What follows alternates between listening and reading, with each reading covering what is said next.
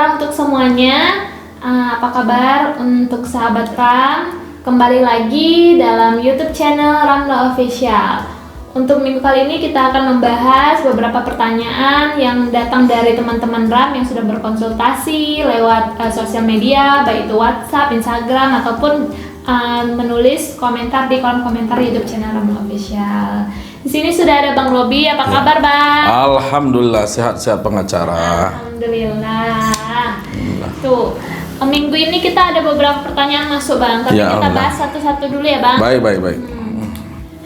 Untuk sahabat Ram, sebelum kita mulai dan tidak lupa terus saya mengingatkan untuk terus dukung channel YouTube kita di Ramla Official dengan cara like, komen, dan subscribe. Ditunggu ya.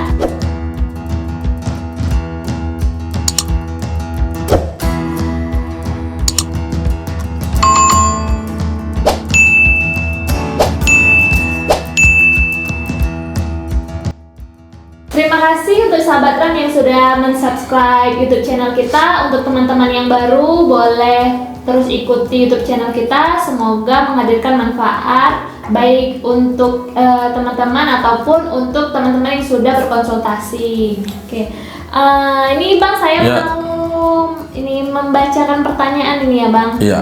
Mengenai isu yang hangat kemarin yang lagi rame, Bang. Ya. Ada surat Mendagri yang menyatakan bahwasannya kepala daerah, khususnya kepala daerah yang tidak mengikuti peraturan protokol kesehatan COVID, katanya bisa untuk diberhentikan. Gimana itu, Bang? Menurut undang-undang atau peraturannya emang bisa surat Mendagri itu memberhentikan kepala daerah, baik itu gubernur, bupati, atau wali kota yang melanggar aturan mengenai COVID-19. Baik, makasih pertanyaannya. Ini sangat kontroversial ini, karena ketika Mendagri Pak Tito Karnavian mengeluarkan instruksi Menteri nomor 6 tahun 2020 tentang penegakan protokol kesehatan untuk pengendalian penyebaran virus corona, virus COVID-19 ini, banyak pakar-pakar hukum juga yang menanggapi terkait bisa tidak Menteri Dalam Negeri atau Presiden memberhentikan langsung kepala daerah, baik dia bupati, wakil bupati, atau gubernur. Oleh karena itu, sekali lagi kami ucapkan terima kasih kepada pemirsa yang bertanya. Artinya pemirsa mengikuti update fenomena perkembangan hukum kekinian. Oleh karena itu, perlu juga kami jelaskan bagaimana seorang kepala daerah berhenti atau diberhentikan. Baik dia bupati, wakil bupati, gubernur, wakil gubernur, wali kota, atau wakil wali kota. Kepala daerah berhenti atau diberhentikan ada 3 hal. Pertama, apabila dia meninggal dunia. Ini udah secara otomatis dengan sendirinya, tidak perlu dilakukan rapat, maka dengan sendirinya kepala daerah tersebut berhenti. Yang kedua, mengundurkan diri, permintaan pengunduran diri dari yang bersangkutan, baik bupati, wakil bupati, wali kota, wakil wali kota, gubernur, atau wakil gubernur. Dia mengajukan permohonan berhenti. Nanti dengan permohonan ini maka nanti diajukan rapat paripurna di tingkat kepala daerah itu sendiri, di DPR ya, diparipurnakan untuk diusulkan kepada Menteri Dalam Negeri. Kalau dia wali kota, bupati, wakil wali kota, wakil bupati, itu nanti diusulkan kepada Mendagri. Kalau dia gubernur atau wakil gubernur, maka pengusulannya melalui presiden. Itu dua hal kepala daerah berhenti. Yang ketiga, diberhentikan. Nah, inilah poin yang menjadi kontroversial, yang menjadi pembahasan. Tadi bisa nggak Menteri Dalam Negeri memberhentikan bupati atau wakil bupati, gubernur atau wakil gubernur secara langsung? Secara langsung diberhentikan. Menurut undang-undang tentang pemerintahan daerah jelas tegas bagaimana seorang bupati, wakil bupati, wali kota, wakil wali kota, gubernur atau wakil gubernur diberhentikan. Teknisnya tetap melalui dari bawah, jadi nggak bisa langsung dari atas, tapi dia melalui di tingkatannya. Misalnya seorang bupati tidak lagi memenuhi persyaratannya sebagai seorang bupati, atau dia melanggar sumpah dan jabatannya sebagai bupati atau sebagai wakil bupati, sebagai wali kota atau sebagai wakil wali kota maupun gubernur. Apabila dia memenuhi persyaratan tadi itu, maka diawali dari pengusulan di DPR. Jadi di DPR ini mengusulkan paripurna untuk pemberhentian, pengusulan pemberhentian bupati. Kalau dia di tingkat kabupaten, maka DPRD di tingkat kabupaten itu. Jadi mengusulkan untuk dilakukannya paripurna, dihadiri oleh 3/4 dari jumlah DPR. Jadi syaratnya harus 3/4 dari jumlah DPR itu, maka dilaksanakanlah paripurna untuk pengusulan pemberhentian bupati, wakil bupati, atau wali kota atau wakil wali kota. Dari 3/4 anggota itu harus disetujui 2/3. 2/3 dari jumlah DPR yang hadir. Tanpa memenuhi ini, maka secara formil pengusulan ini tidak bisa dilakukan.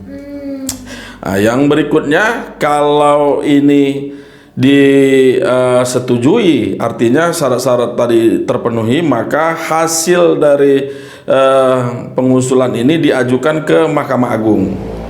Jadi Mahkamah Agung nanti menilai, mengkoreksi apakah permohonan dari anggota DPR tadi, artinya ada ditemukan bukti bahwa seorang kepala daerah, baik dia bupati, wakil bupati, wali kota atau wakil wali kota, gubernur atau wakil gubernur, memenuhi syarat-syarat tadi. Misalnya dia tidak lagi memenuhi persyaratan sebagai kepala daerah.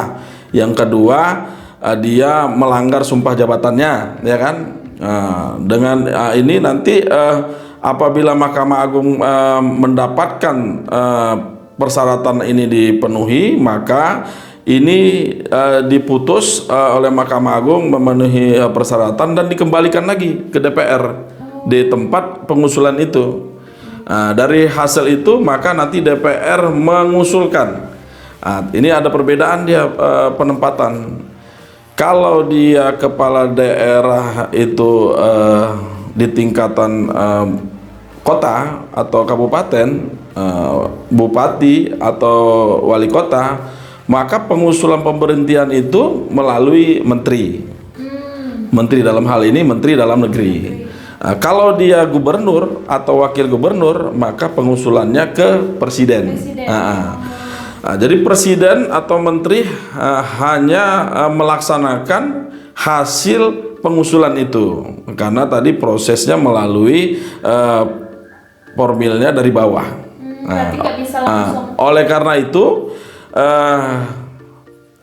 berkaitan dengan pertanyaan, bisa nggak menteri memberhentikan bupati, wali kota? Secara otomatis tidak bisa. Dia hanya sifatnya menunggu dari bawah. Begitu juga presiden, bisa nggak memberhentikan langsung gubernur? Jelas itu tidak bisa. Dia tetap harus dari bawah. Harus ada pengusulan dari DPR yang mana harus memenuhi syarat 3/4 jumlah anggota DPR dan disepakati 2/3 dari yang hadir. Jadi kalau udah 3/4 dari jumlah anggota DPR mengusulkan, baru disepakati 2/3 dari yang hadir. Kira-kira begitu, Bu Siti. Berarti kayak tata caranya memang sesuai lah, karena saya juga melihat isu ini juga menarik, karena kan logikanya adalah gubernur, bupati itu kan pilihan rakyat. Ya. Jadi Ya. kalaupun memang Ya. bermasalah, rakyatlah seharusnya yang punya wewenang Ya. untuk melakukan mungkin usulan memberhentikan atau seperti apa. Jadi diusulkan ke DPRD, jadi kayak perwakilan rakyat juga DPR dan DPRD ya Pak. Ya, filosofinya begitu, karena kepala daerah tidak lagi ditunjuk atau dipilih tapi dia dipilih secara langsung oleh rakyat. Jadi secara otomatis representasi rakyat adalah DPR. Gitu. Semoga jelas ya Pak. Soalnya ini berarti teman Ram atau sahabat Ram ini update banget nih mengenai Ya, alhamdulillah, tentang hukum yang ada di Indonesia. Alhamdulillah. Misalnya ini emang kemarin juga dibahas di beberapa acara TV juga Bang. Ya, Jadi ramai lah ini dan sudah jelas, dan terima kasih untuk sahabat Ram yang sudah bertanya.